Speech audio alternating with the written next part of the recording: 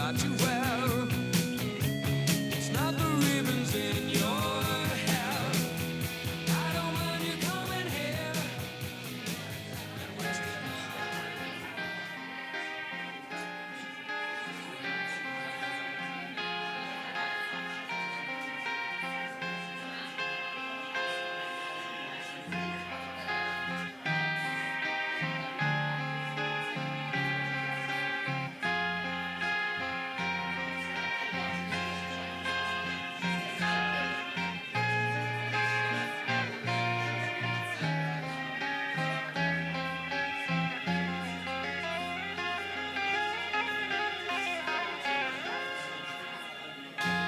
Every time that I look in the mirror, all these lines in my face getting clearer.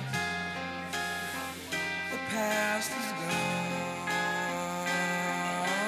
it ran by like dust to dawn. Isn't that the way? Everybody's got the dues in life to pay.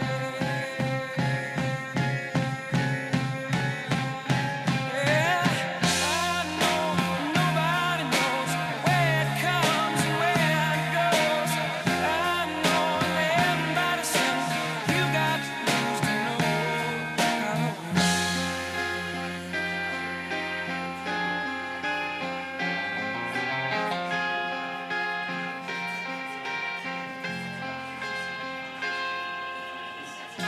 Half my life's in books, written pages.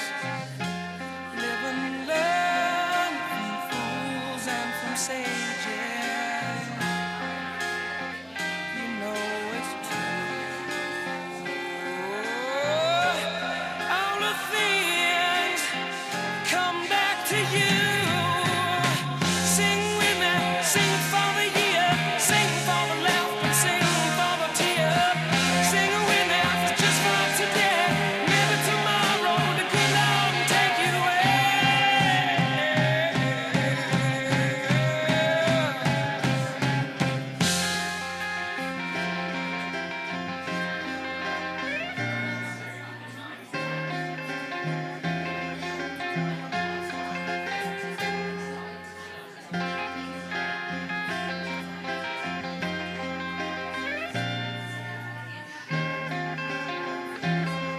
Yeah, sing with me, sing for the year, sing for the laugh and sing for the tear. Sing with me, just for today. Maybe tomorrow the good Lord will take you away.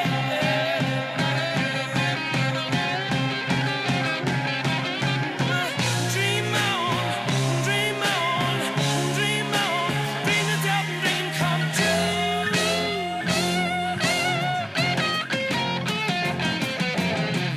Dream on, dream on, dream on, dream until your dream come true.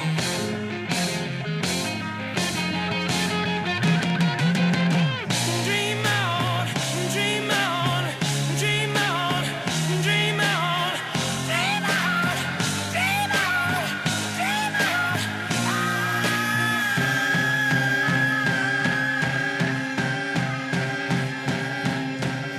Sing with me, sing for the year, sing for the laugh and sing for the tear. Sing with me, just for today. Maybe tomorrow the good Lord will take you away. Sing with me, sing for the year, sing for the laugh and sing for the tear. Sing with me, just for today. Maybe tomorrow the good Lord will take you away.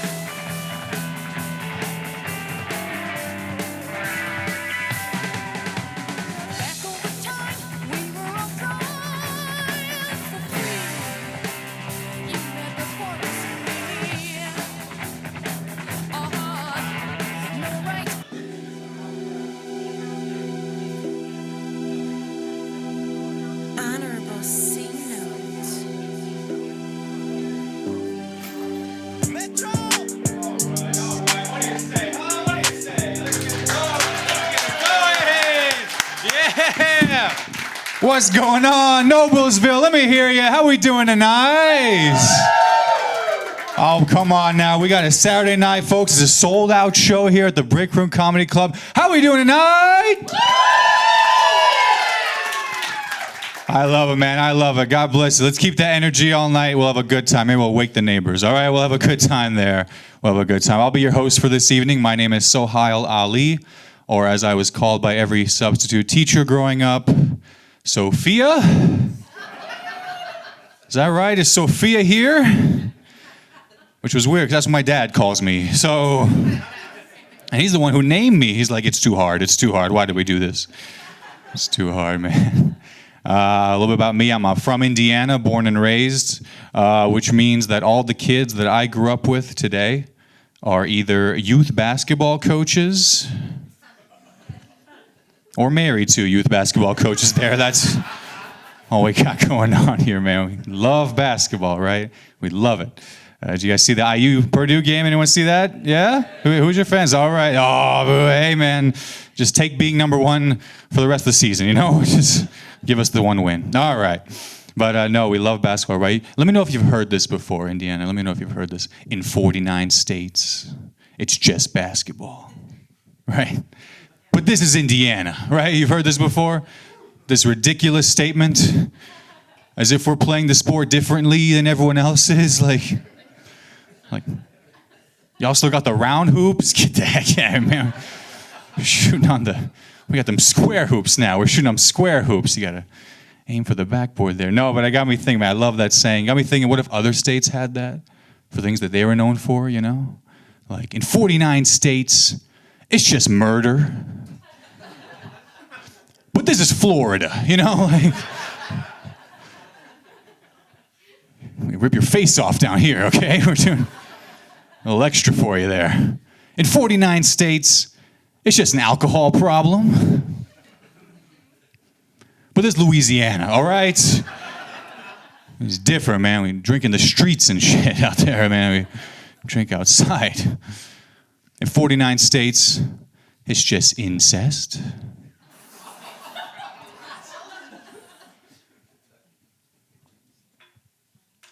But this is West Virginia, Kentucky, Florida again. Actually, they share that one. They share it.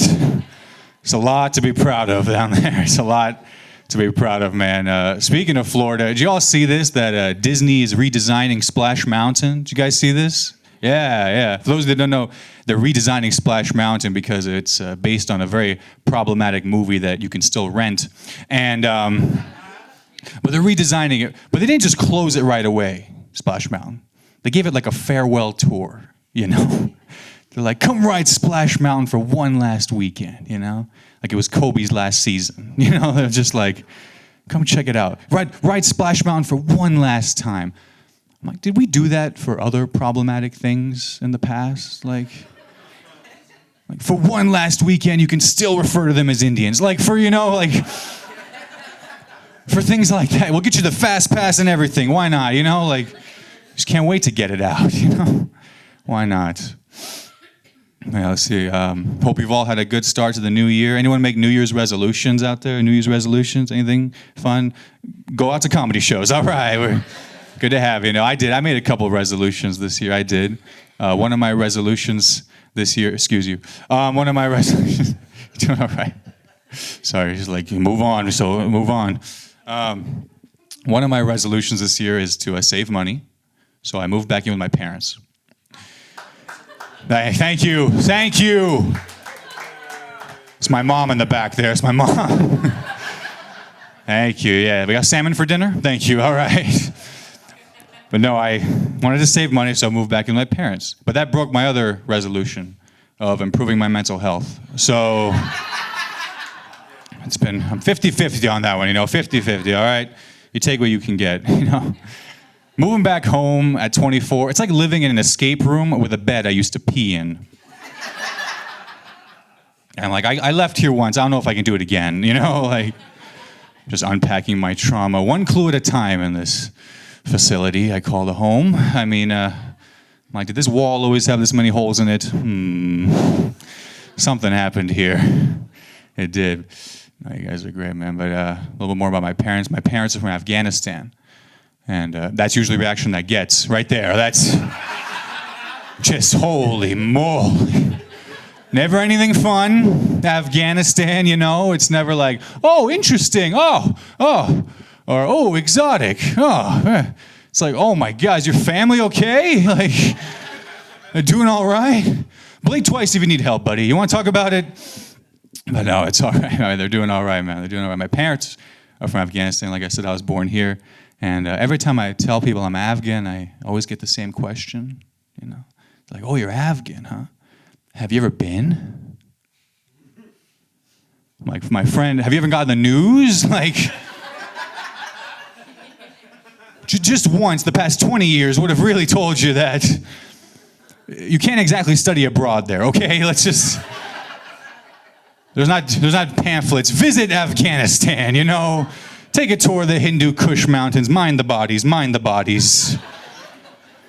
Have you ever been to Afghanistan? No, of course not. I'm standing right here in front of you, having this conversation. We're in the middle of right here, with exactly 0 bullet holes in my body, so that's not risking that. It's all right. Not risking that. No, I'm not. You know, I'm very lazy. Anyone else lazy as well? Lazy folks? Yeah, right here. Hand up. Well, yeah, we'll take it. She's like, I'm right here. In case you need someone not to do something. We're right there. All right. But no, I'm very lazy. I'm so lazy. I had a trip to pack forward the other week. I had to pack a suitcase, and I just did not want to. I just did not. So I literally Googled at-home bag packing service. Yeah, turns out it exists. It's called a caretaker. All right, we got some people needing caretakers here right now. That's all right. A little close to home. All right. No, I mean, I'd love a caretaker, you know? You kidding me? Someone to do things I don't want to do. Pack my bag, prep my meals, do my work Zoom calls, you know what I'm saying? Like, have the video on, everything. My coworkers would be like, Sohil, when did you become a Jamaican woman? Like, it's a new year, all right? We're all trying new things, all right? We're all trying new things, man. But yeah, I was at the airport the other week, and, you know, great place for me to be. Yeah, I told you my name is Sohil, but as the TSA says, yeah, he's the one right over there. Yep, right there. He's coming. I say that, you know, my friends are like, Sohil, don't worry, man, don't worry. TSA, they're not allowed to discriminate against anyone based on gender, ethnicity, race, or religion. I'm like, that's cool, man, but it doesn't really help when it's your name. Like, I'm good in person, I'm bad on paper, okay? Like, that's more times than not, I just opt to drive. I'll just drive, okay? Save myself all that mess. But no, man, we got Apple friends, Apple products. You guys like iPhone users out there? Yeah, a little bit, yeah, awesome, man. I love Apple products, I do. I love how Apple names their products, you know, like I think it's super creative. Like I love how every year Apple names the new iPhone after the average age of their sweatshop workers. Like, yeah, you didn't know that, right? It's a little Easter egg there. A little shout out, as they say. Shout out to the boys in the shop, all right? They shout them out there every year. What did they just release? iPhone 14s? 4 more years till payday. Just 4 more years till payday, you know? You know, the Apple started in a garage and their kids are still working in a garage, okay? So they're treating them like day one, all right? Give them some shares in that. Why not? Why not? But yeah, man, like I said, my parents from Afghanistan. I'm born and raised in Indiana. It's been interesting, man. You know, like sometimes I say to people, like if I was born anywhere else with other Afghans, I'd feel like just another camel in the desert, you know. I would. It'd be great. But instead, I just feel like a camel in Indiana, you know? Like, this kind of looks I get, too. Like, you shouldn't really be here. I'm like, well, I am now. Hop on. Why not? Why not? Seriously, man, like the other day, someone told me that I look like Aladdin if he got no wishes. Not a one. I told him, I was like, Mom, that's not very nice of you to say. What's the matter with you? You're ruining this, Mom, you're ruining it. I had to agree with her, though, I did. It's kind of true, you know. I look like Aladdin if he subscribed to Jasmine's OnlyFans. That's kind of more the movie I'm in, I think, right? Jasmine's OnlyFans. You saw that, right? It's not a whole new world. It's a world of new holes, that one there. That's... You folks ready to get the show going tonight? Let's give a warm welcome to the very funny Eric Sablan!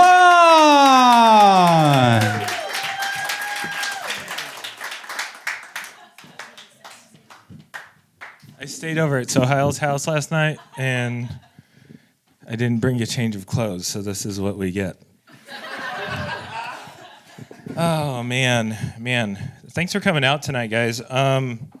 Someone almost clapped. Thank you for that. Everyone else was like, make us clap. So I grew up Catholic. Nice. I grew up Catholic, which means that I had to go to church every single major holiday. And it also meant like that I grew up with a lot of shame. And in my family, sex is the most shameful thing that you can do, right? This one time I was with my parents and we were driving up the coast of California. My entire family's in the room, or in the car, not the room. We weren't driving in a house. We weren't that poor. Anyway, so we're driving up the coast, and it's my mother, my father, and my entire family in the back, including our brand new baby nephew. So my sister is talking about the miracle of birth, right? How it happens. And so I see a perfect opportunity to make my parents very uncomfortable. So I say, oh, you mean like when mom and dad have sex? And my mother goes, your father and I do not have sex.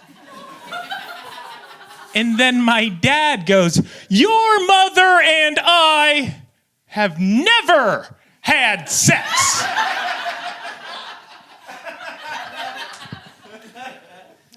And I know that to be untrue because I have seen it.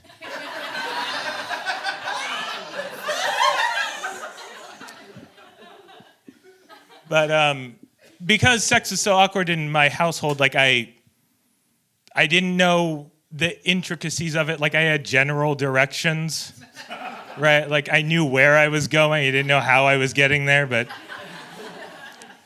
So I'm in a relationship with a girl. We'll just call her Janelle, because that's her name. And we're in the middle of, doing it, because I'd already done it. I sound so smooth right now. We're in the middle of doing it. Idiot. Anyway, so sorry. We're in the middle of sex, and she leans into me, and she says, talk dirty to me. And I was like, what the fuck does that mean? So I was like, okay, like, you can guess at this, I guess. And I leaned in and I said, does that feel good? And she said, yes. And I was like, hell yeah. Hell yeah. And then she was in a moment of what I can only assume of that was extreme selfishness. She leans in and says, tell me more. And I was like,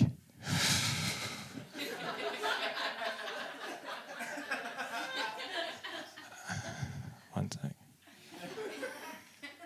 And then I was like, just think what's the dirtiest thing you can think of?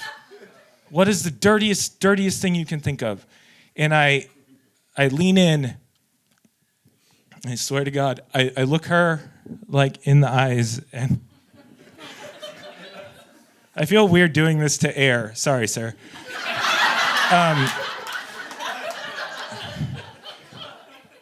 Do you like it when I fuck your dick with my pussy?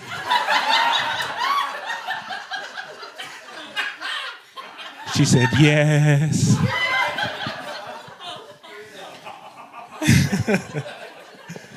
And it's weird. It's so shameful in my family, man.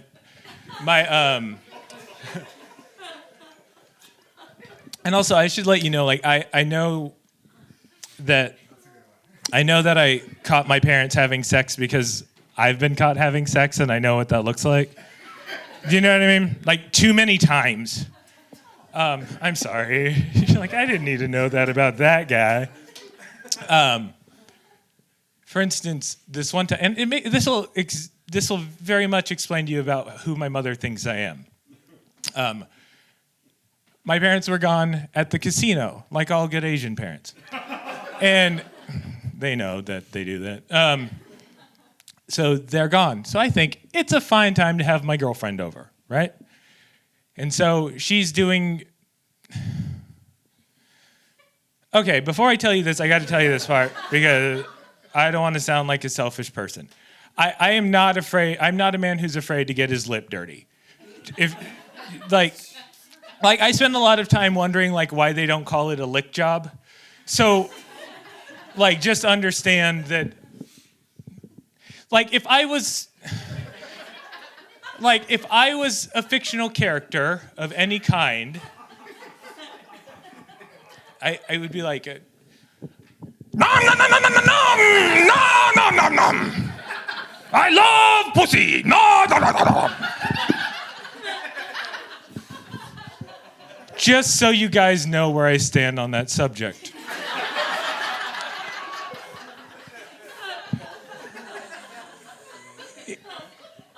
And so this girl is, we'll call her Kathy. She is doing the reverse of what I just explained to me. And my mother walks in on that. And I already knew I was a bachelor because my bedroom only had a mattress on the ground. And then my mom walks in and she goes, "Oh my God." And she just closes it out. And then Kathy looks up and she's like, what should I do? And I was like, "Finish." And then, no, I'm not. I wish I was that cool. I couldn't do it. So I got up and I went out into the garage because that's where my mom smokes. Right, my mom's there and she's just like.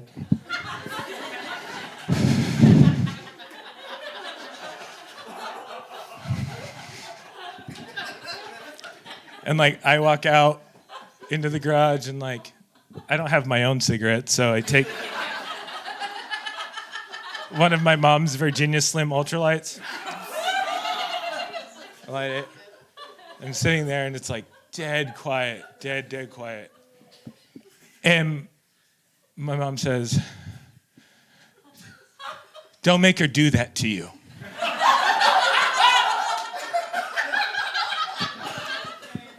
What kind of person does she think she raised?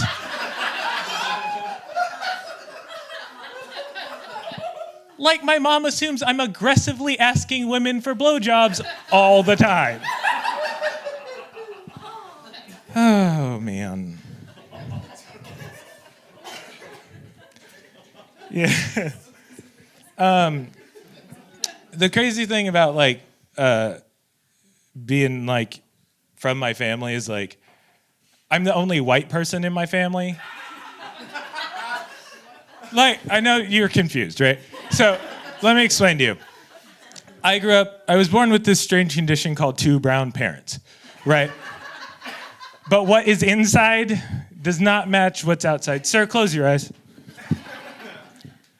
Hi, sir, my name's Eric. I'm here to help you. Can I help you? Open your eyes.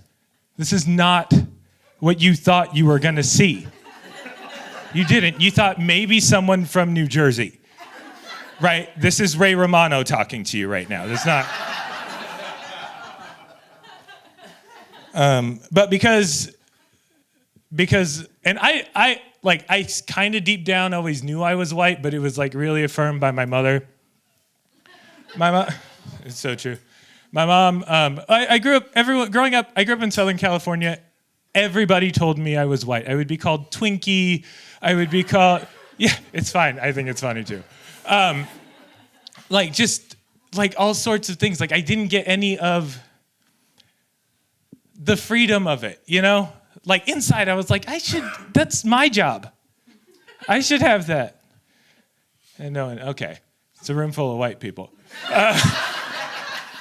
No, but it's true. Like, for instance, I experienced a lot of racial profiling that's wrong. Right? This one time I went to an audition and I got a part, so I went to the first day of rehearsal. And I'm standing in there, and my head was shaved, so I look black. And if you just look at my facial hair, I'm 14 years old and Mexican. And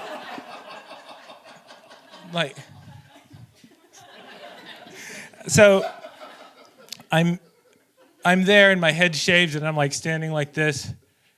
And a black dude comes up to me and he goes, "Hey, brother, don't let these white people change you." And he walked away.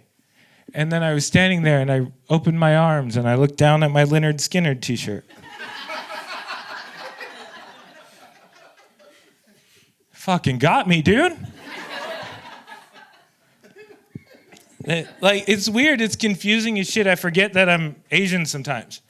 This one time I was riding my bike down the street in Chicago and a Mexican dude, I ride by him and he goes, "Fucking Asians." And I said, "Yeah." No one else was there, dude.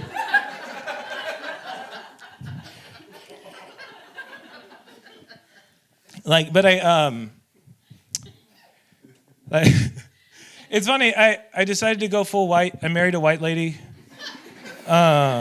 which means I get to do cool white people shit all the time now.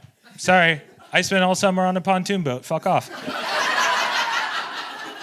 I got in an argument with another white couple on my golf cart while they were on their golf cart, okay? I moved into a suburb called Steinmeier Estates. Dan, Pam, and Val, our neighbors, came by with a nice warm banana bread. Swear, it's so good. I was just like, oh my God. It's so weird. All these people are coming and bringing me, people are being nice to me now. Dude, being white's the best. A lot of people get mad at people for it. I'm like, fuck that. I don't know, sorry. They like being treated well. I'm just like, don't you? That's you're complaining about it. So am I. I don't know. Anyway, I got a major fucking upgrade in life and I'm cool with it. And I feel good accepting it because my family always told me I was white, right? I once went to, I lived in Chicago and I was bringing a show back to San Diego for my family to see, and it was all the biggest comedians I could find in Chicago. And we come back, and I'm like, "Mom, I rented this place out, it's sold out. I really want you to be there." And she goes, I don't think I can go. And I was like, I don't understand why you can't just put whatever it is aside so you can just be supportive for once. That's all I'm asking. In 20 years I've been doing this, I'm just asking you for one time and you can't do it. And she looks at me and she goes, "I don't know, Eric, you're just not my kind of funny." And I was confused because I'm like, I don't understand that. What do you mean? What do you mean? And she looks me dead in my face and she goes, "Well, Eric, you're white funny." And judging by all of your laughter this evening, my mother was correct. Every once in a while I get to do, I get to do comedy on the road and stuff, and I've lived different places. And I'm from California, so there's no real regional food there. People will say there's, I don't know, avocado toast or kale or whatever. They would claim sushi, but Japan already took it. And then I've lived in Chicago, and they have pizza and hot dogs. And I've been to New York, and they have pizza and hot dogs. And then when I moved to Indiana, I found out no idea why. But people here decided that their regional cuisine was going to be a pork tenderloin. Yeah. Oh, yeah. Fucking Randy Macho Man Savage in the back. So here's what let's be realistic. Indiana is a drive-through state. Sorry, it just is. And you have the least drive-throughable food. You took like what I can only assume is 3 pounds of pork and beat it with a mallet till it becomes about the size of a steering wheel. You batter it, you bread it, you deep fry it. You then put it on a normal size bun with one fucking pickle.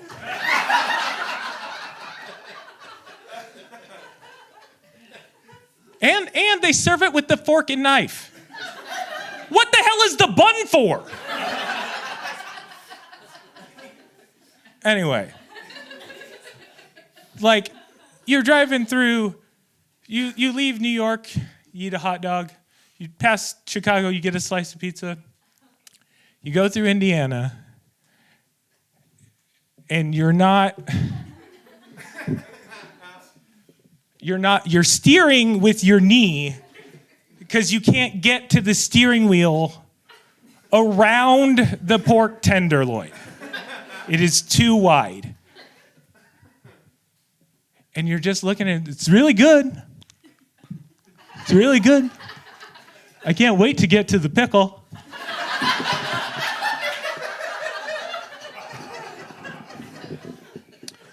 Oh, man. I got married recently, and like a year ago. This is a bunch of divorced people not happy about marriage. I got married, and when you get married, you do things that you don't normally do. Like you go get your hair cut nice, right? You go get fitted for suits. So I was getting married, and I decided that I would go get my hair cut. So I went to the only place I could think of, Great Clips. And it's in the name. Sorry. And I gave them my name. I said, "Hi, my name's Eric Sablan." And this wonderful, beautiful black lady named Rose starts tapping on the screen. And she goes, "Are you Eric or Antonio?" And I said, "Antonio's my dad's name. And my dad's been dead for 10 years. So I was just like, "Eric, has my dad been here?" And it turns out that we are all inside of a database. If you have ever went to Great Clips, you cannot hide that fact. There are records. So she explains that to me, so I go and I sit down. And she goes, "What are you getting your hair cut for?" Like it needs to be a special occasion. And I said, "Well, I'm getting married." And she didn't say, "Oh, you shouldn't be here." She did say, "Oh, that's sweet." And I was like, "Yeah, it's weird because it makes me feel like I'm getting old." And she goes, before I finish this, I'm so sick and tired of getting old. Like, sorry, I know there's some young people in here, and fuck you. I'm gonna be 40, so like, it's real. But the thing that pisses me off the most is that like no one assumes it's a hickey anymore. You know, everyone's always like, "Did you burnt your neck on a curling iron, didn't you?" You fell on the vacuum again, huh? No, I'm out there being sexually active with my wife.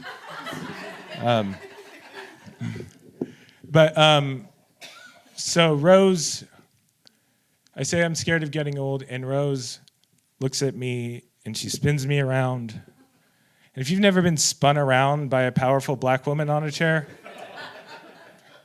do it. Just one of the Best experiences. Anyway, spun me around. She caught me and she said, "You're lucky to get old. Not everybody is so lucky to get old." And she goes, "Do you know how many people I know who aren't old?" And I was like, that's a weird question because I know a lot of people who aren't old too. And I just thought about it and I was like, you know what? You're right. She's like, just be thankful for the moments you have. So I just wanted to say thank you guys for sharing this moment with me and for growing old with me. I love you. Have a great night.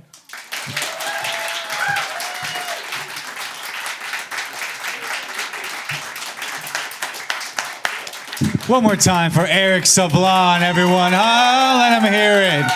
Let him hear it. And one more time, give it up for the Brick Room Comedy Club for having shows like this every week, folks. Having a good time. I actually have the opposite problem of Eric. I have to convince people. I swear this is a hickey. I swear it is. Okay? God. Folks, you ready for your headliner tonight? Please help me give a warm welcome to the very funny Mandee McKelvey!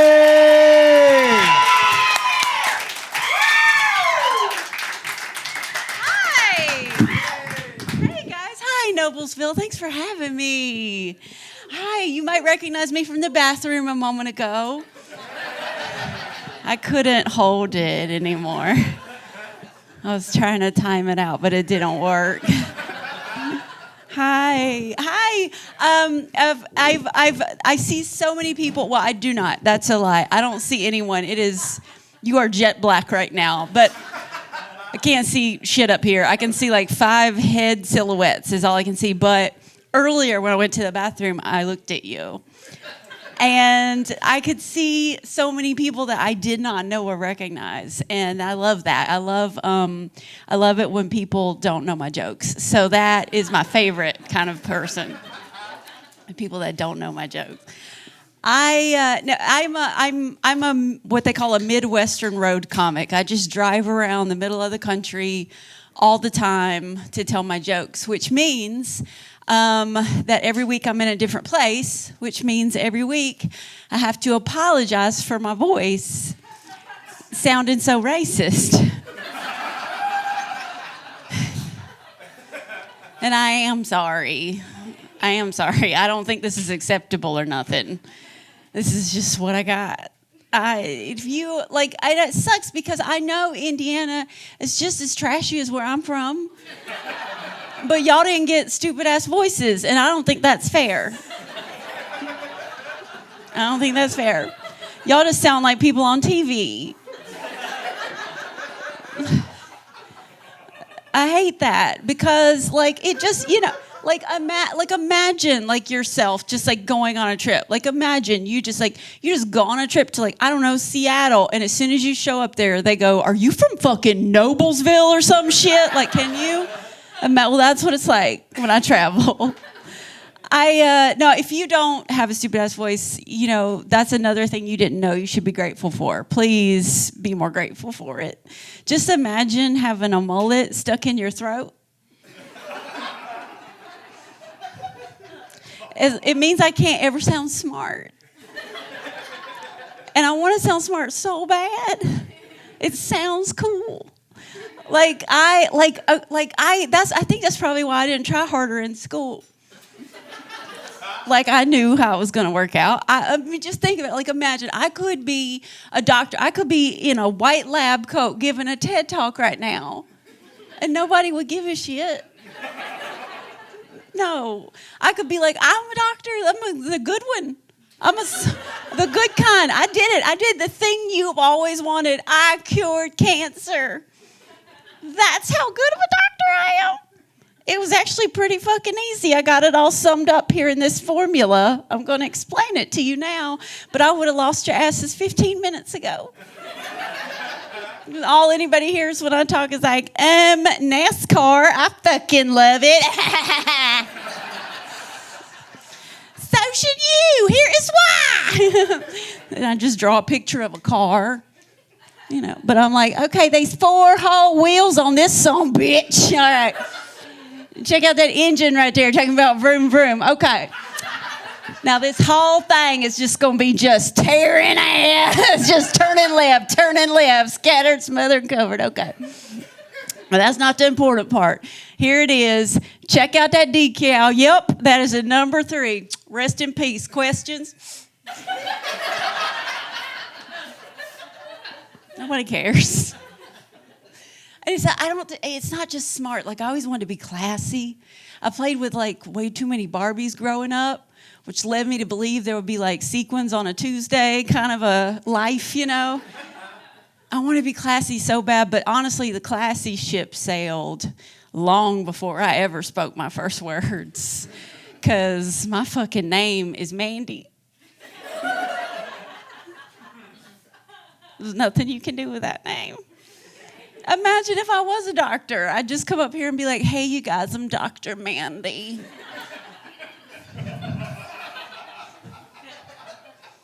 You can fuck up any job with that name, by the way. It changes the whole vibe of the job. Hey, I'm Police Officer Mandee.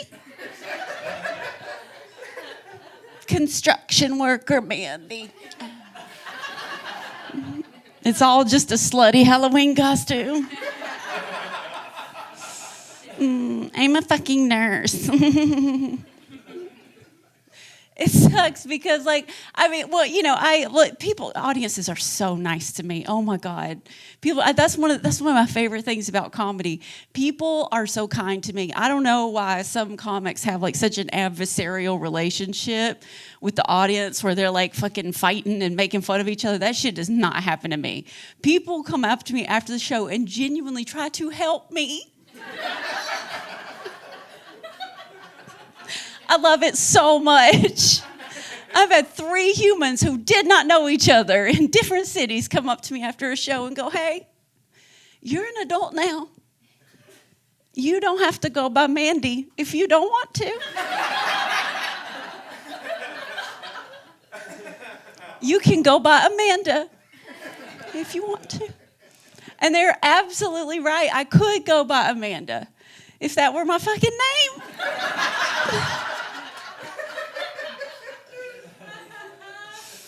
Not in my trailer park. They don't do that where I'm from. They just name you what the fuck they're gonna call you. I did have questions because I knew about the name Amanda, and I think my parents did too. I don't know, you know, they just made the choice they made because, like, I tried to like confront my mom, you know, when I was like an adult or whenever I thought I was an adult, you know, I was like, Mom, what happened back there? I was all fucking 19, you know. She was like, oh, I know, I made a mistake. Just immediately. See, because what it was, now this is all the research I've done. I just asked my mom. But according to my mom, in the 70s when I was born, they used to give you drugs. This is a direct quote. They used to give you drugs to have babies that they don't give you no more because they make your babies weird.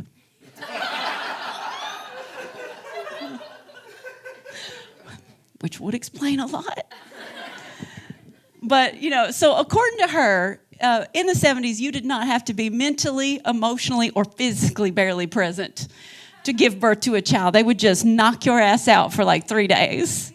And then one day they just like are like, hey, good morning, ma'am. You're a mother now. Here's this angry pink potato we pulled out of you. But you know what? You seem like the kind of person who's in the correct mental state to make a decision that's about to affect the rest of another human being's life forever. Go, bitch, what do you want to name it? And she did not disappoint. She kicked right up out of that coma. She was like, I want to call her Mandee. Because number 1, I fucking love Barry Manilow. And number 2, I'm high as hell right now. And the nurse was like, that's honestly a really popular name this year, ma'am. All right, yes, I get it. But God, I wish I could find this nurse because she like legit tried to help my family. She tried to help. She was like, okay, so you want to call her Mandee. Let's get that down on the birth certificate. Exactly the way that you would like it to legally appear forever. So, Amanda? And that's when my dad woke up from whatever drugs he was on. He was like, "What, Amanda? What is that? 3A? What are we, Italian? No, thank you." She said, "Mandee, goddammit. Now hurry up. Let's get this rolling so we can ride her around, not strapped into her car seat. Let's go." And so the nurse is like, "Honestly, I do not get paid enough for this." "All right, Mandee, it is. How do you want to spell it?"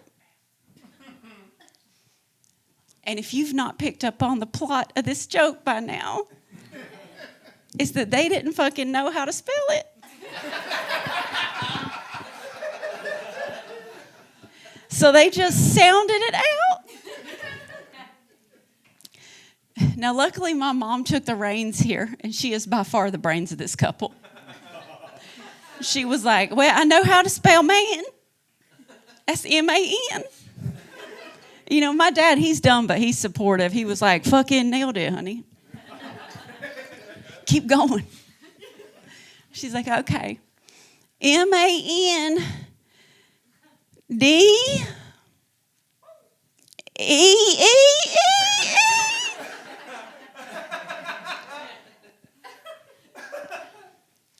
And that's what they did.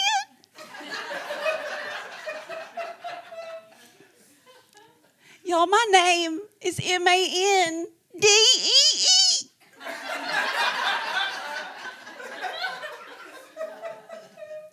And that's my name all the fucking time, you guys. That's my name all the days and all the hours. I've had to say and spell that thousands of times. If they put my name on your Starbucks cup, you'd be pissed. That is on my voter registration card. Do you think they count my vote? Me neither. I think there's a guy, I think it's his whole job. I think he's like, "Thank you, Bill. Thank you, Bob. Thank you, Steve. Thank you, Mandee. Oh, shit." No, sweetheart. You got to go in that special pile with crystals and ambers. And I don't disagree with that. You ever met a group of crystals and ambers that should be making major decisions when they're together? Not when we're together. But I was like, okay, so, because I was like, all right, my mom, I was like trying to confront her, right? And I was like, that could not have been your dream for your only daughter. And she goes, "I know, I regret it." And she said, "You remember I told you about them drugs?" "Yeah, Mom, I know about all the drugs. And you remember how I told you about that Barry Manilow song?" "Yeah, I know all about the fucking Barry Manilow song." "Well, I got confused. And I named you Mandee. And I regret that." And I was like, what are you talking about?" And she said, "I had a beautiful name all picked out for you for 8 months before you were born." I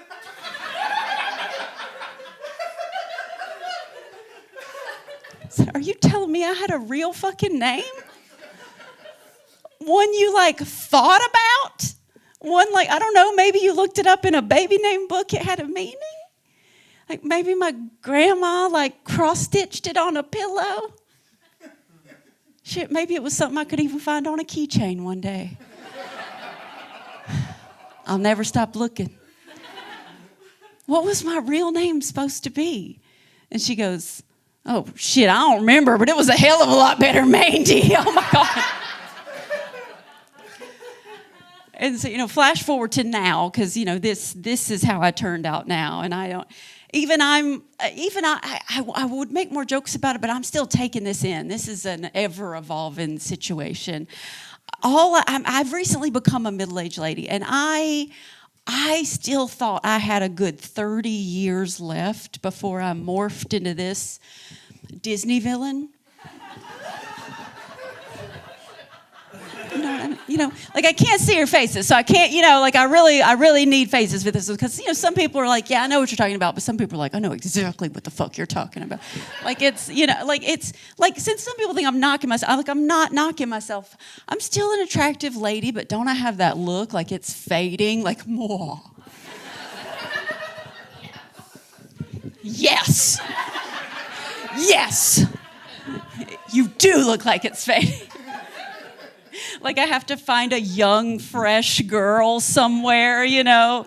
So like, yep, suck out your life juices or some shit. Yeah, before the last petal falls or the last grain of sand, I don't fucking know. I hadn't got my instructions yet.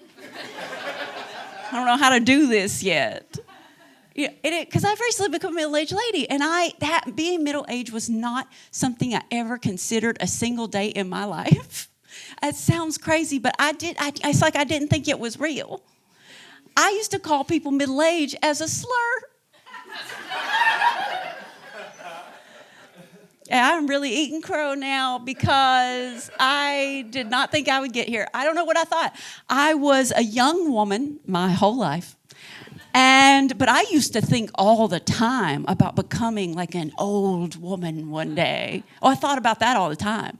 And at no point did I ever consider this fucking purgatory that exists in between those two worlds. I don't know what the fuck is going on here. I used to be just like hot and stupid. And I would think like one day I'll be like gross but wise. And now I'm just like not nearly as hot, but still pretty stupid. This is the bad place. It is so odd. I feel lied to.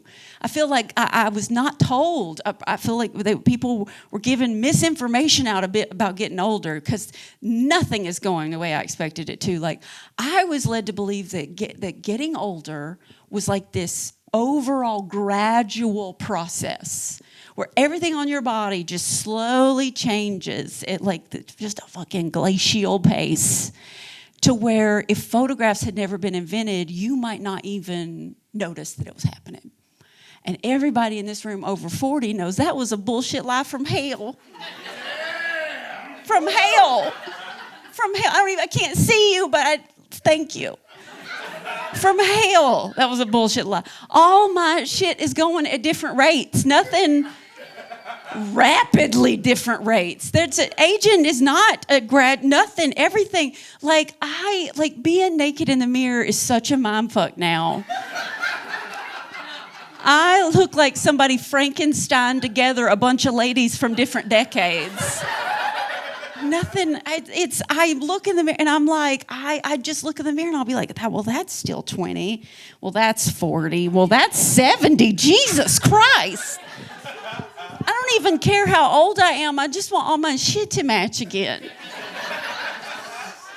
It's so weird. Like I turned, I don't know what I would have done if I'd have known. I think maybe I would have just kept a journal or something, you know, like of every day of my life that I went to my underwear drawer and took out my underwear and stepped into it and then pulled my underwear up and placed it onto my ass. Because at no point did anyone ever tell me there would be a day where I picked up my ass and placed it into my underwear.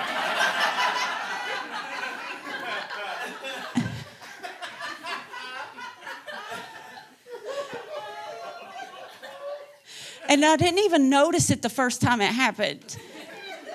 Because the first time it happened, I thought it was a special occasion.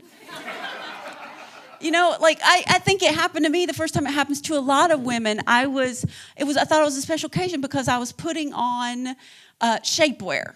And so I was saying, and gentlemen, if you don't know what I'm talking about, we used to call them Spanx. Now there's like 1,000 words for them, but it is just those toddler bike shorts that your wife has in her underwear drawer. And they don't, fit. They're not meant to. And she has to sit on the bed and she has to put her feet in the tiny toddler holes.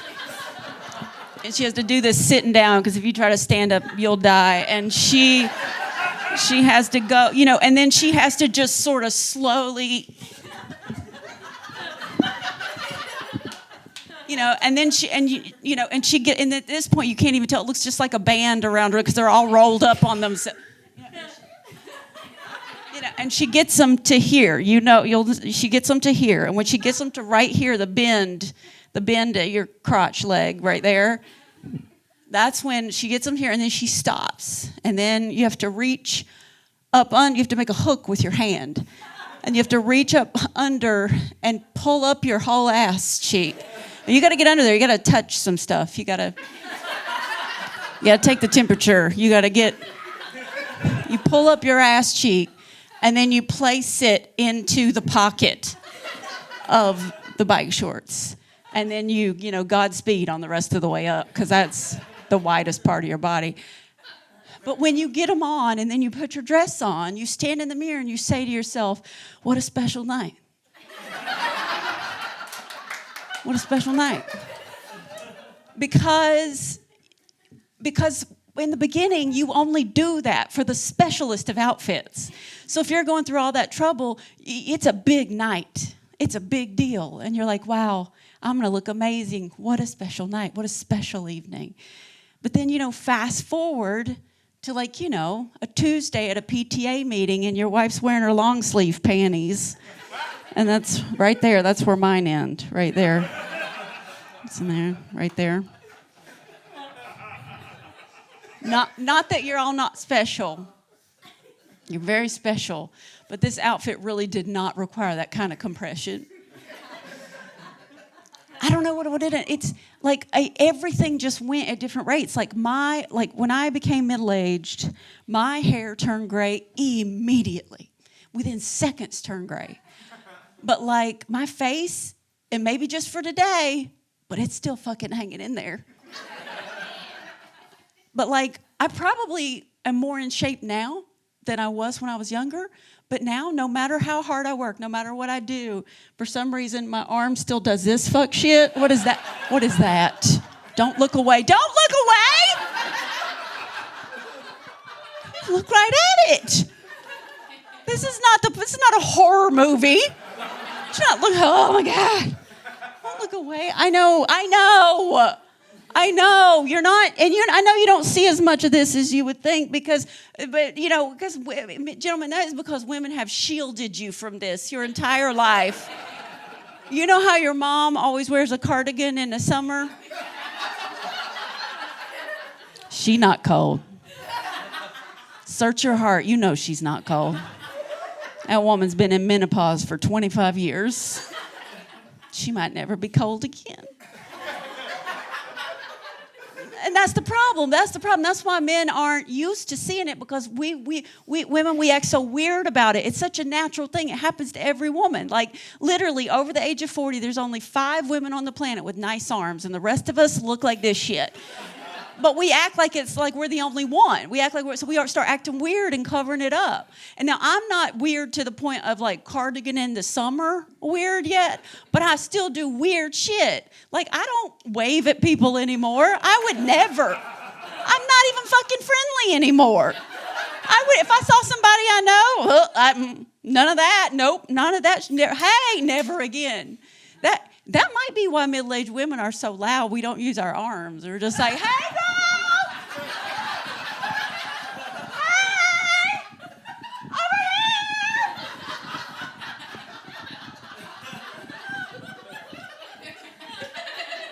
here! We keep these shits tucked in like a T-Rex now. We don't... This is my range of motion right here, this jazzy-ass little circle. If I can't get it done in this circumference, it ain't getting done. I hope that light switch isn't too high, or we're sleeping in the bright lights tonight. I'm not fucking doing this out in public. Never again. And I know, this is the way, this. I hesitate to show you this one. This is my least favorite one. I'm not turning doorknobs anymore. I'll tell you that. Will not be turning another doorknob. Not with the wave pattern on it like that. I'm not doing that. I'm not doing it. I hope to God chivalry's not dead, because if somebody don't open the door for me, my ass is just stuck outside. What am I going to do? This on a public street? No, thank you. Absolutely not. Obviously, if it's an emergency to get in someplace, I'll use my feet. But you got to be careful with that. Don't do that and say I said to do it, because that is an aggressive ass way to walk into a gas station. You can't just. Hey, y'all still carry Fun Dip in here or what? No? Weak. And they're like, what the fuck? Did we get robbed? She didn't take nothing, but I feel unsafe. Lock the door. Don't lock the door on me. I'll make you regret it. Let me in. Let me back in. I'm fucking sexy. Make everybody sad. And it's just so, and I want women to stop being weird about the stuff that, because if it happens to all of us, then we shouldn't be weird about it. And like, I just want us to stop, and I don't want to have to act weird. I don't want to have to mess up my outfits with a stupid ass sweater. I don't want, and you think men will hate it, but women, I got to be honest with you, men are way less hard on us than we are on ourselves. I swear to God, they are. We think they're so picky. They are not. All we have to do to make men literally get into this is just to like show it to them and then take it away. And they're like, what the fuck was that? Like, that's it. That's all they care. All they care about is what they don't have access to. If we all walked around with our tits out, no one would give a shit about boobs. It would be just like National Geographic, how all the women are walking around with their boobs out and all the men are just looking in the trees and shit. Like, nobody would care. Nobody would care. You remember back in the day, that was like the big thing in like silent films was fucking ankles. Like a car would be driving by and a woman would like bust out an ankle and the car would like wreck off a cliff or some shit. It's just like this. That's all we have to do. Men are so simple. All they care about is, am I supposed to see it? No? Well, then I want to come on it. That's it. That's all porn is. Are we supposed to be doing this? I'm going to come. It's all porn. It's all porn. This seems bad. I better come about it. Every porn I've ever seen is that. Every porn category. I swear to God, we could heal this so quickly if we would just all get on the same page. Women's problem is we won't agree on anything. If we will just get on the same page, we all agree. One day we all walk around in sleeveless shirts, and then we never walk around in sleeveless shirts again. They will be like, oh my God, I can't wait till my wife gets home so I can see them fucking arms. Restrict access to them. It'll be all they think about all day long. They'll be at work trying to recreate the sensation. Oh, it's not the same. What is that? I swear to God to you, I love compliments. I love compliments more than any. Compliments are my food, my water, my shelter. I love them so much. And I think most women agree with that. A compliment from a man that you don't know, like a strange man out of nowhere, even if it's a nice compliment, it can feel really weird.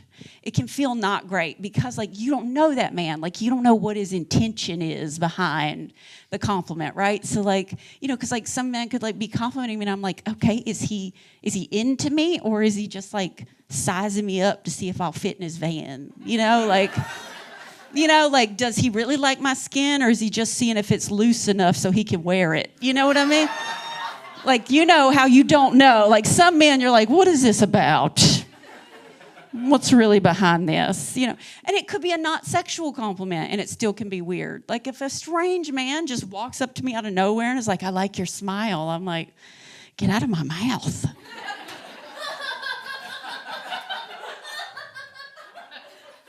But after just saying that to you just now, if a man walked up to me and was like, oh my God, what is this? Oh my God, it's so, oh God, what is that even made of? It's so soft. I mean, it's definitely not muscle. What is that? But it's like, it's not fat either. Is it some kind of gelatin? What is that? Oh my God, it's like somebody left your arm in the crock pot too long. It's so warm. If a man said that to me, I would be like, sir, where is your car? So we need to lay down. It'd be incredible. That's the key. Gentlemen, I'm about to give you a piece of advice that you don't deserve. You don't deserve it. If you take this advice, don't use it for evil, use it for good. He's about to give you the key to your whole ass relationship. And here it is. Yes, the woman that you are with, the woman that you like, she wants to be complimented by you. Of course she does. She loves that shit. But my guess is you are complimenting her on the same shit that anybody would compliment on her on. You're complimenting her on things that she is secretly afraid she is going to lose. Somebody tells me I have nice hair. I say thank you. And then I think it's all going to fall out one day. Will you still love me then? If somebody says, you have nice teeth, I'm like, they will be false. Dentures run in my family. If somebody says to me, you have nice boobs, I think to myself, will you love them when they touch my toes? Because they will. But if a man says, I like this, I can only provide more of this for him as I get older. The key is you have to get into the thing that your woman hates about herself. You find the thing that she hates about herself, and then you just fucking get into it. She hates this, I want to snuggle it. I want to sleep on it. It's my favorite place on earth. If you get into the shit we hate about ourselves, where would we go? We'll never leave you. What else is out there for us? We've won. If a man said to me, Mandee, I just love all the textures and shadows and dimples on your ass. I just love them so much. I'm just so sick to death of seeing all them smooth ass bitches on the internet. I'm sick of it. All their taut skin across their taut asses. Makes me sick. I couldn't wait to come home to you. Looking at your ass is like looking into outer space. Where am I gonna go? Gonna go compete with the smooth ass bitches on the internet again? That's ridiculous. I'm winning. If a man said to me, oh my God, I just love your little turkey neck. Is that new? Why, yes, it is. It dropped in when I was about 43. He's like, oh my God, I love how it just hangs completely independent of your chin or your throat. It's like it's completely unrelated to either of them. It's just totally doing its own thing. And it's got its own little layer of fuzz on it. I don't care if that man cheats on me. I don't care. I'm getting my needs met.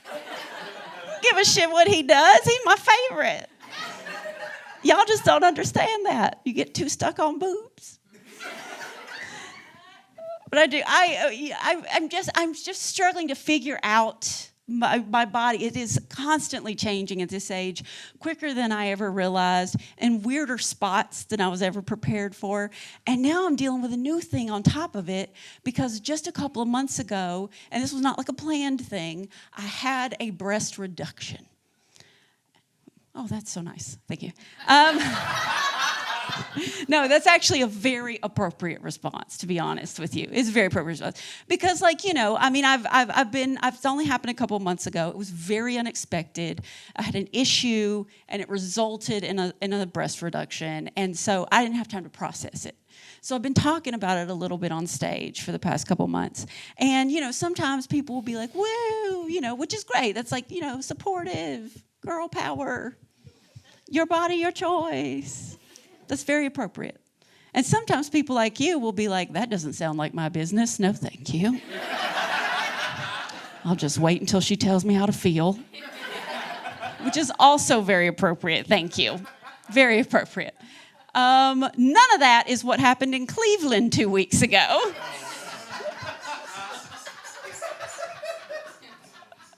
In Cleveland 2 weeks ago, I said, as casually as a human being could say, I just had a breast reduction.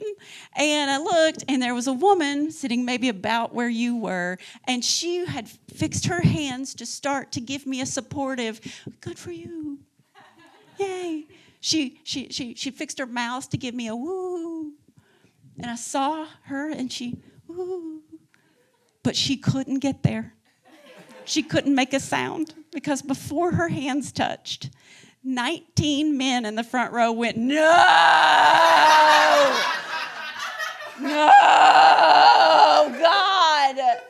Why? No! And I lost the room. They started having their own feelings and discussions completely separate from me. My show was completely derailed. They were gone. They no longer needed me to be a part of the conversation.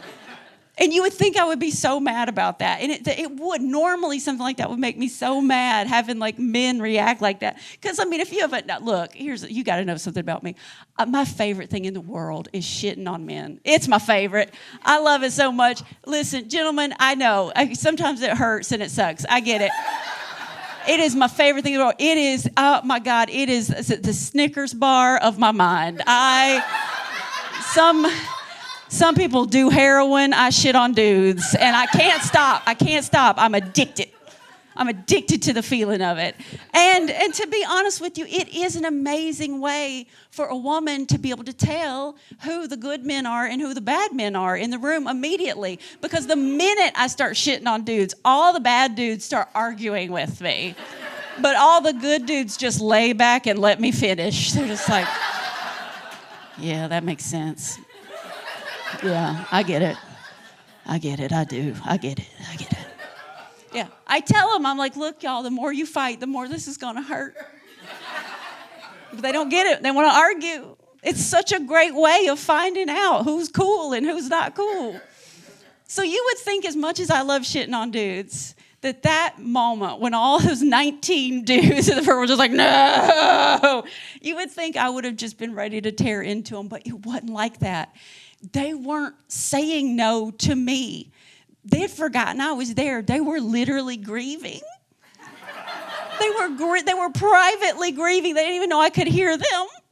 It was like a natural, audible, like involuntary reaction they were having because 5 seconds ago, they had in their mind there was a certain amount of boobs in this world.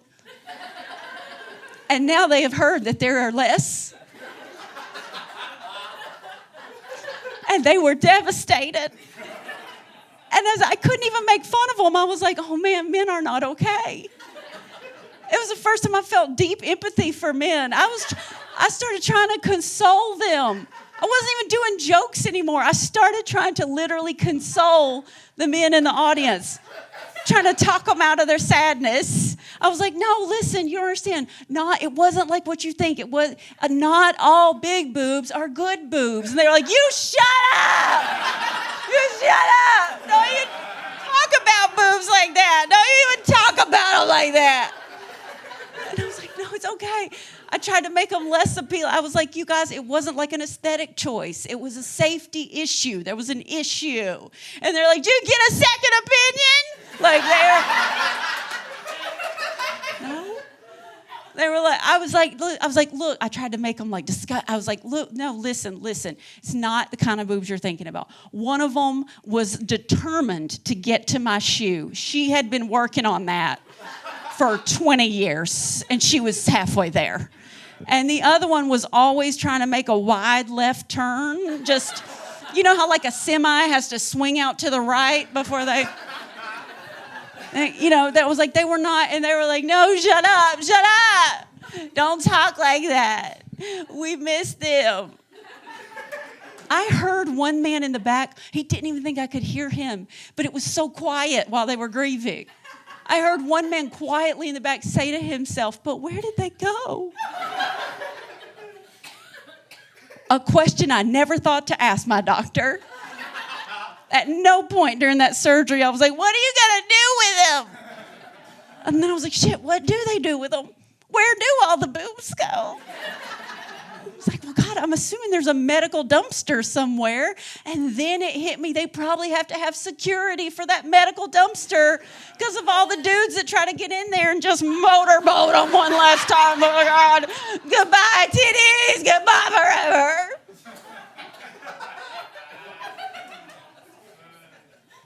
I never expected those types of reactions because since it wasn't a planned surgery, I didn't really have any time to talk to anybody about it or get any feedback or realize what weird ass things it was going to bring up in people. And boy, did it bring up weird ass things.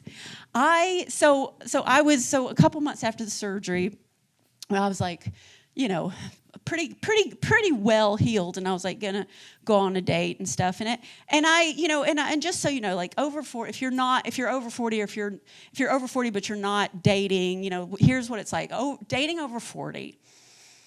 It's not how you think of dating or remember traditional dating. There's no such over 40. There's no such thing as like girlfriend and boyfriend. Like that's not like you're not like practicing commitment or like trying somebody on to see how they fit. Like over 40 is just live action fuck, marry, kill. Like that's, and it's honestly fine. It sounds awful, but it's actually really fine. It's fine. Because you know what? You've been in lots of relationships, or probably a very long-term relationship, but then you know what you're doing, you know what you want, you know what you don't care about and won't accept. So everything's just so straightforward at this age, and I love it. Over 40, you are either just fucking, and I mean just fucking. And I don't mean just fucking the way young people say they're just fucking either. Because young people say they're just fucking, but they're actually psychologically torturing each other on their phones all day long. Like they slept together twice and now one texts a paragraph and then 8 days later the other one texts K and then she's like, I'm gonna kill myself.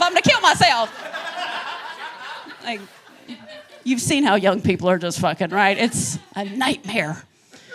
But people over 40 really are just fucking because our memories are gone. We literally just forget each other when we're not together. There's no psychological torture. Sometimes I will forget I know anyone. And then I'll look at my phone and be like, oh my God, I love him. I haven't seen him in a while. And then I close my phone and forget him again. It's so cool to be this mentally free. So you're either just fucking or you are getting married tomorrow, and I'm not kidding. Tomorrow. You're not having a big wedding with a dress and inviting people and picking out flowers either. Y'all are going to the courthouse. You're busy. It's a business decision. You got shit to do. It'll be okay, well, my kid Cody is on Anthem Insurance and his kid Madeline is on Humana Insurance, and we just need to get them on the same fucking insurance. We can't be going to different doctors all the time. So let's just go to the courthouse and get this wrapped up. It is so amazing the way people in their 40s date. They'll, on their to-do list, it'll be get milk, eggs, do taxes, get fucking married. It is the coolest thing I've ever seen. Just no romance, and I love it. And then, of course, the third option is somebody's got to die. And that's fine too. That's fine. Honestly, that is fine. Because, to be honest with you, at this age, I've been dating so long, I would be shocked if a man could be creative enough to hurt me. I would be shocked. After everything I've been through, after everything I've seen, I would be very shocked. Honestly, if he was creative enough to figure out a way to hurt me, I'd almost let him have it. I'd always be like, you got me. Good for you. But to be honest with you, at this age, if you actually were able to hurt me, I'm just gonna fucking kill you. I'm just gonna kill you. I'm fucking kill you. Because, what's the consequence? I'm gonna go to jail? Oh no. Guess what? Plot twist. I don't have a fucking 401k. That's my retirement plan. Are you telling me that I get to kill a dude I don't like, and then you're gonna give me 3 hots and a cot, and I get to do creepy sex stuff with mean ladies for the rest of my life? Sign me up. That sounds cool as hell. Jail is only scary to young people. Old people are free health care. Oh no, take me to jail where I get to finger all those cool mean ladies. Oh no. Oh. I'm sorry, I got off topic. I was talking about a whole different other thing. Okay. So I was 2 months out from the breast surgery. And I was like, okay, I'm gonna go on like a date. And so like at this age, I don't have like a regular person in my life, so I just like every third Tuesday of the month when I'm back home or available or off the road, I just like go into my phone and pick out my favorite divorced dad, That's what's available at this age. I'm sorry. And so I'm on a date with my favorite divorced dad. He's my absolute favorite. And it's been 8 weeks since the surgery, and he is the sweetest, cutest thing on earth. He is so fucking boring. I love him so much. When I was younger, I used to be like, I want to be a musician, an artist. I want somebody with dreams. I want somebody to go. No, absolutely not. Give me that tax accountant dick. Give me that in bed by 9:30. Has enough to cover the dinner. Brings no drama into my life. We fall asleep to Netflix. Let's wrap it up, bitch. We both got to get up at 6. Bring me that tax accountant dick. And so, this is my favorite. I love this man so much. He's so boring. But he's so sweet and wholesome, too.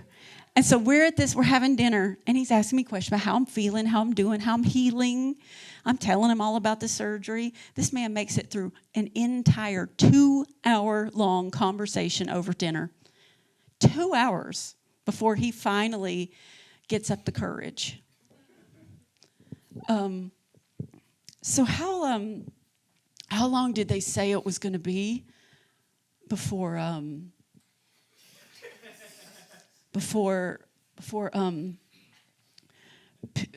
people could touch them? People? Did you say people? How long before people can touch it? Well, I don't know, Paul. I mean, for people, that's a vastly different timeline for each individual person, to be honest with you. Some people never. Some people can never touch them, ever.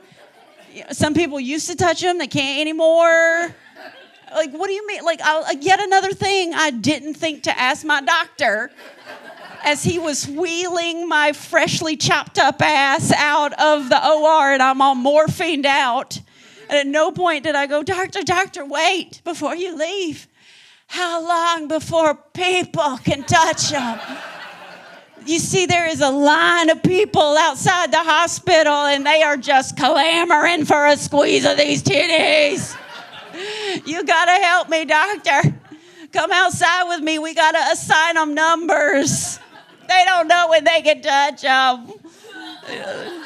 Doctor comes out with me. He's like, what are you? I like your teeth. You got a 401k? All right, 2 months. You can touch them in 2 months. All right. What do you got going on back there? What are you like? Oh, no, absolutely not. With that belt and shoes, 3 years. Go to the back.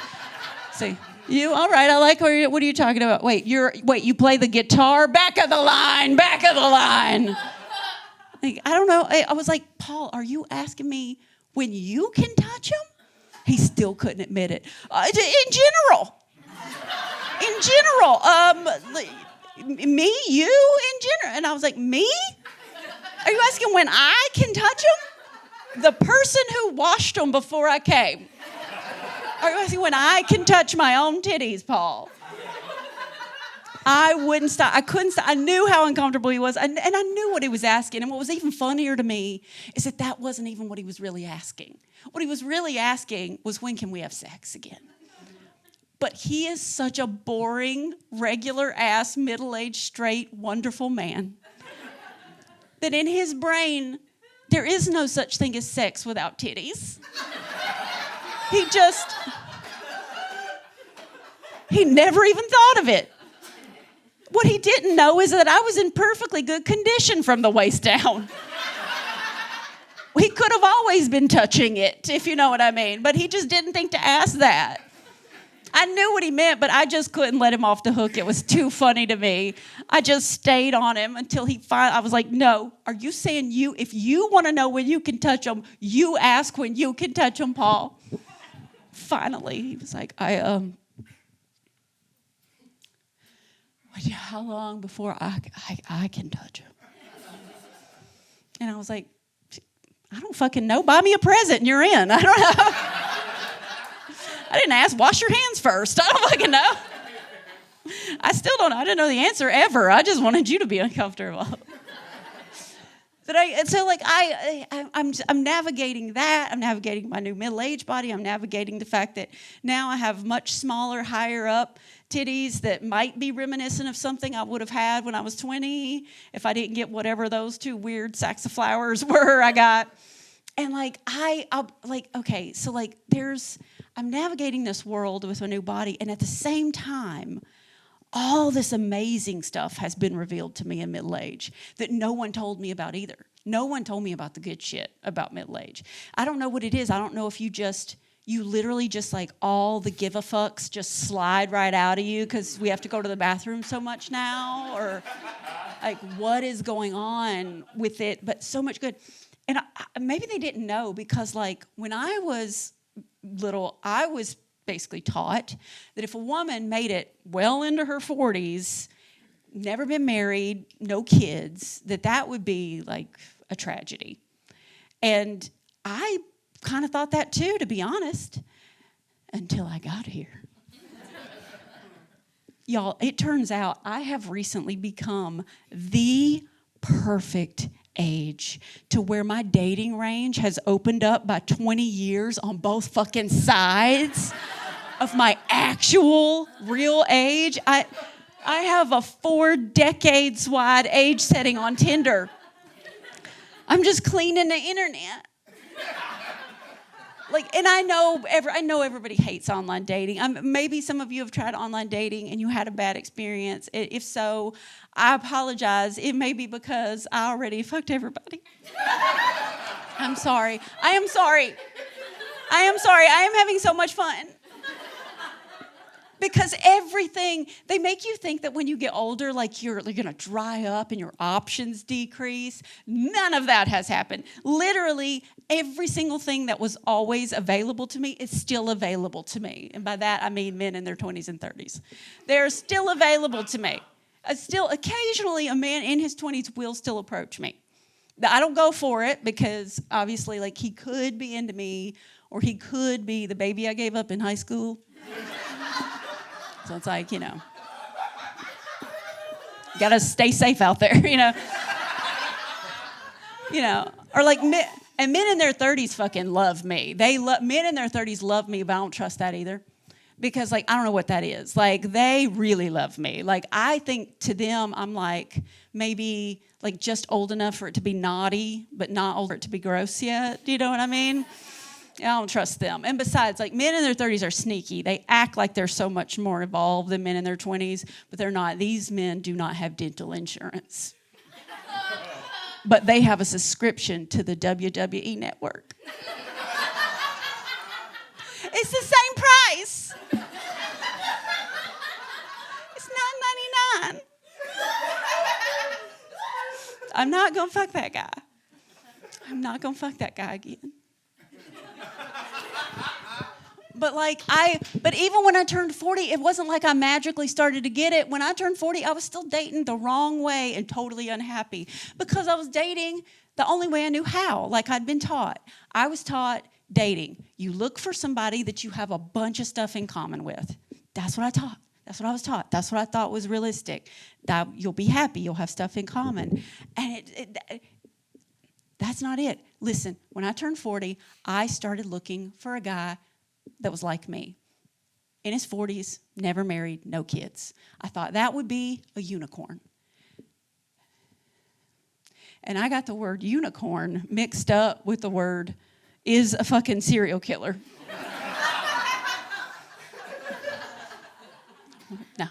No, don't, not him either. If a man makes it 4 decades on this planet and he has never committed himself to another human being or taken responsibility for other human beings, it's because he likes to murder human beings. Fuck that guy. But I didn't know that. I was so depressed. It was going so poorly. I was like, is this dating in your 40s?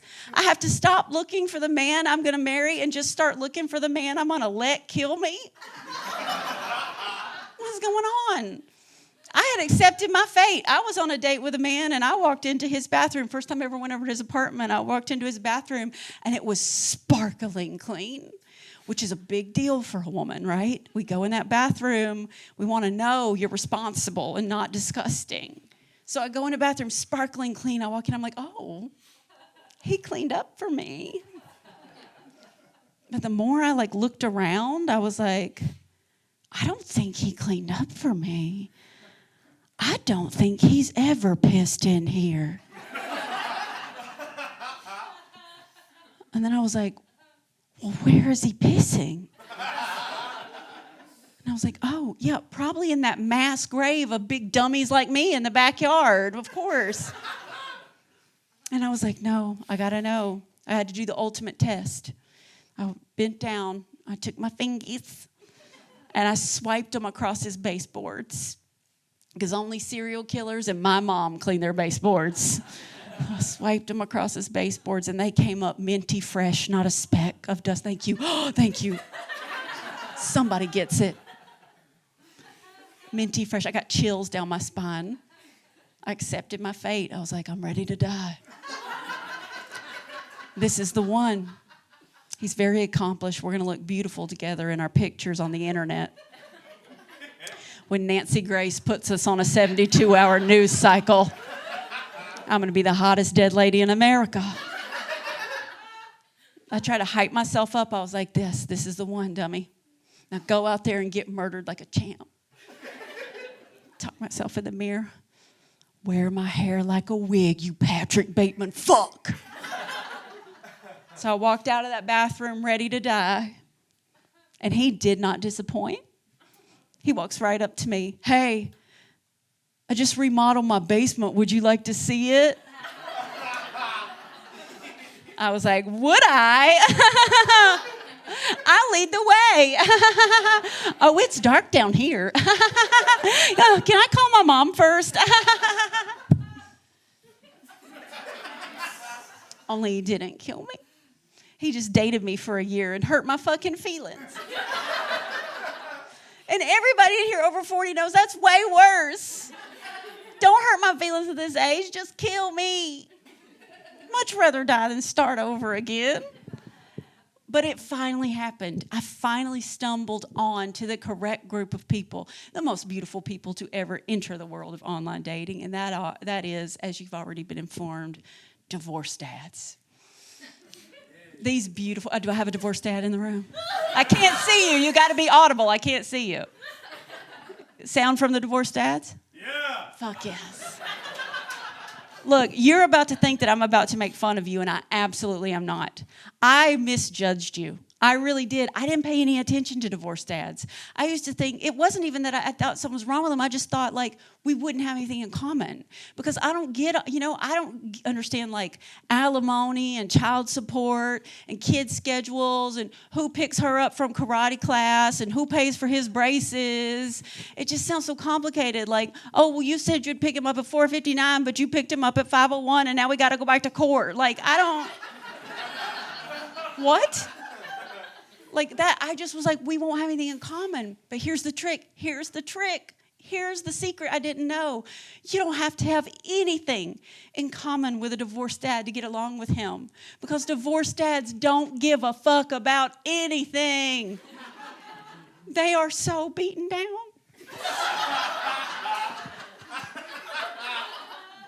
They are.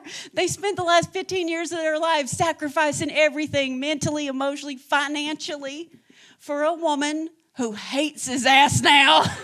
She hates his ass. And a couple of kids, they're sweet, but they're kids. Their brains aren't developed yet, so they're ungrateful. They call him a cunt behind his back. So now he's given everything he thought he could give to these 3 people who fucking can't stand him.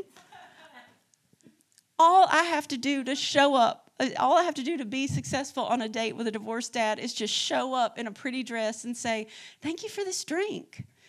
And he's like, I love you. I love you too, Jeff. And I do fucking love Jeff. I love Jeff, and I love Doug, and I love Greg, and I love Richard. I love all of them so much. These men, all their dreams are dead. And y'all, that is like my number one dating criteria. It is, because even in a healthy relationship, you know, search your heart, you know, there is only room in the relationship for one person to have dreams. And that's me. I have dreams. I need you to have a 401k. Somebody's got to get us dental insurance, goddammit.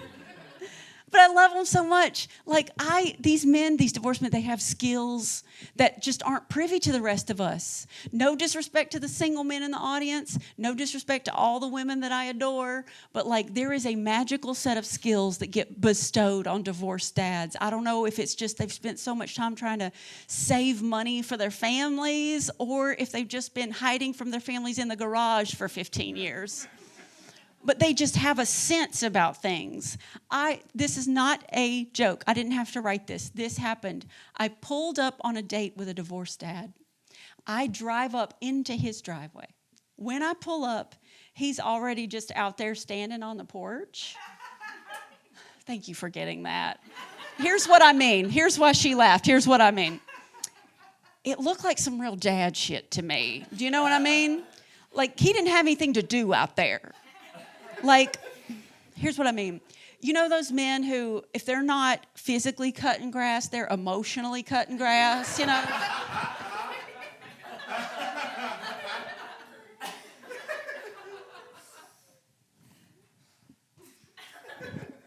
That's what he was doing. I pull up. I get out of the car. Here's what he says to me, verbatim. Hey, you look pretty.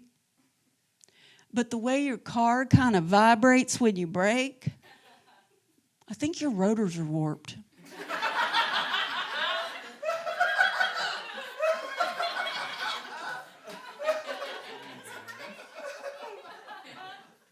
I could change those out for you.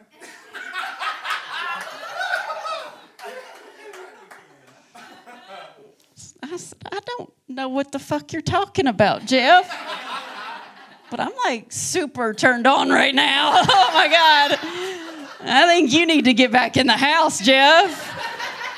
I think we're going to be late for dinner. He is so wholesome. He still didn't get it.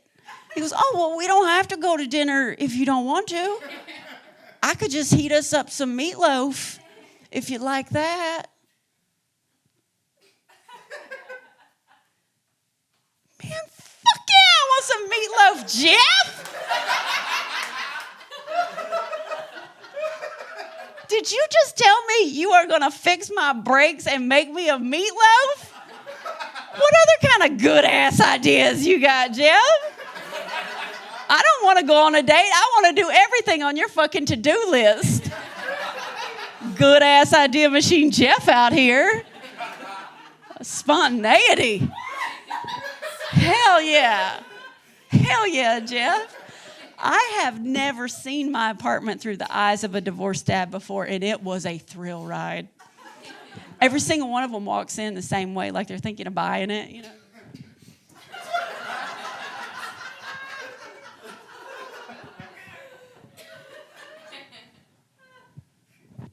Jeff walks in. You got some bubbling in your crown mold in here.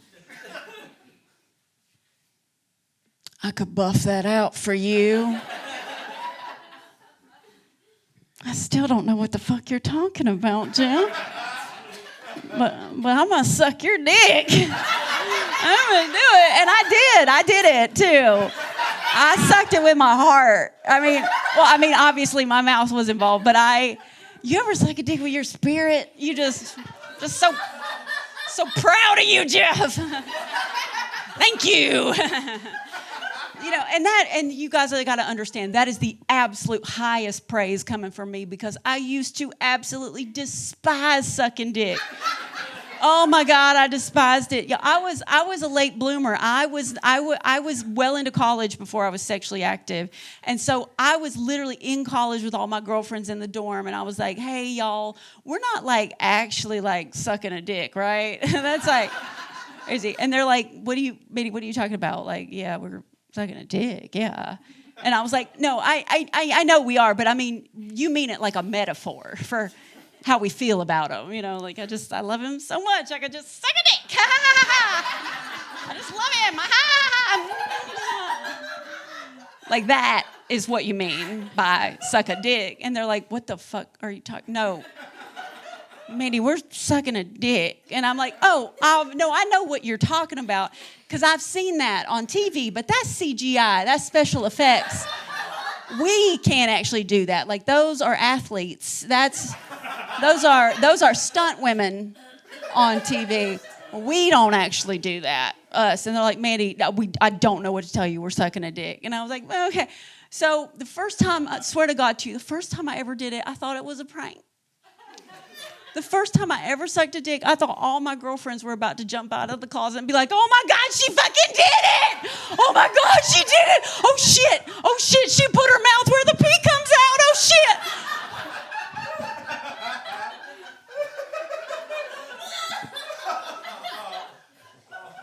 But it wasn't a prank.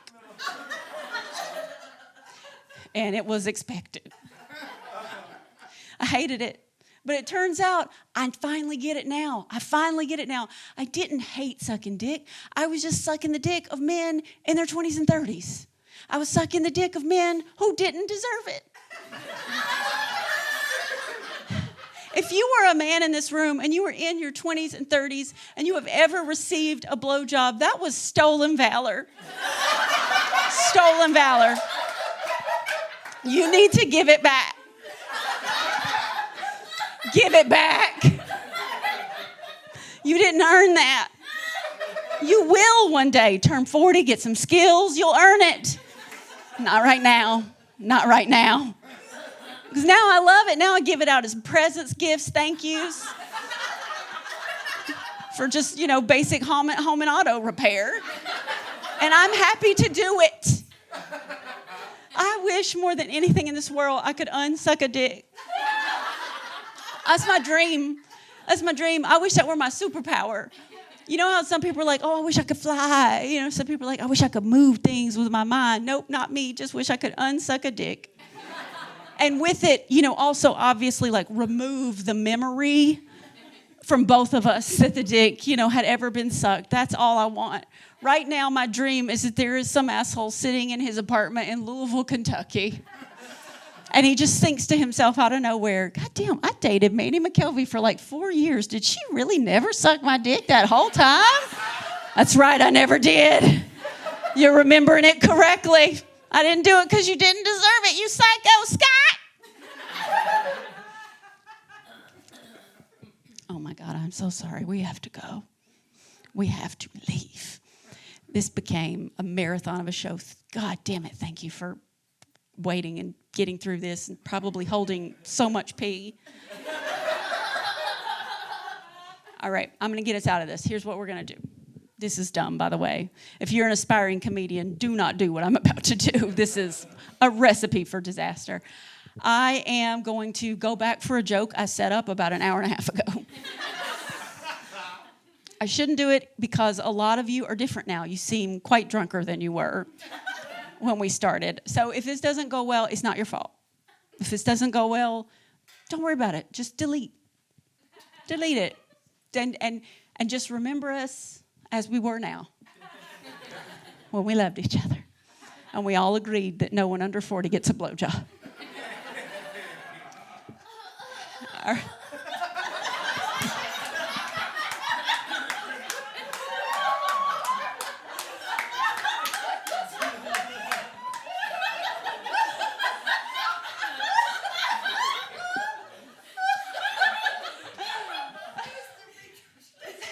Is that you, Tina?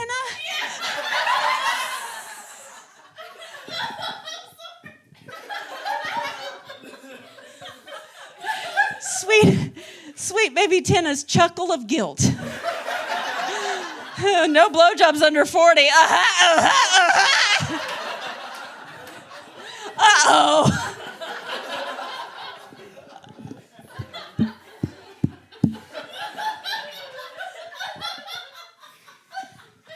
Oh, my heart. My heart. That's going to make switching gears so hard right now, even harder. All right, let's go back for this joke so we can get you all home. Okay, here we go. All right, reset. So last Halloween, I was back home in South Carolina where this voice came from. And I was with my niece and nephew. I was doing the trick-or-treating with them, right? And I'm like, hey, Mom, will you come in here, switch me jobs, and hand out the candy? I think I'm just, like creeping out the kids. And she goes, what did you say? And I was like, will you come in here and hand out the candy for me? I don't know, kids won't take it from me. I got some kind of poison apple vibe, working here. And she goes, what did you say? And I was like, Jesus, Mom, will you come in here and hand out the candy? And she goes, oh my God, that's it. That's what I was going to name you, Candy.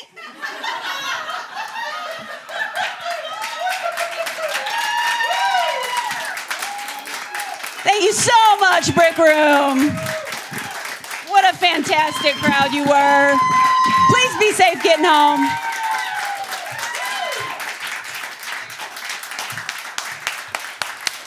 One more time for Mandee McKelvey, everyone. How about it?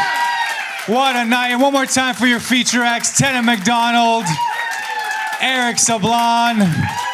We have shows like this all the time. Check out upcoming dates on our website, Break Room Comedy Club. I've been Sohil Ali. God bless you. Good night.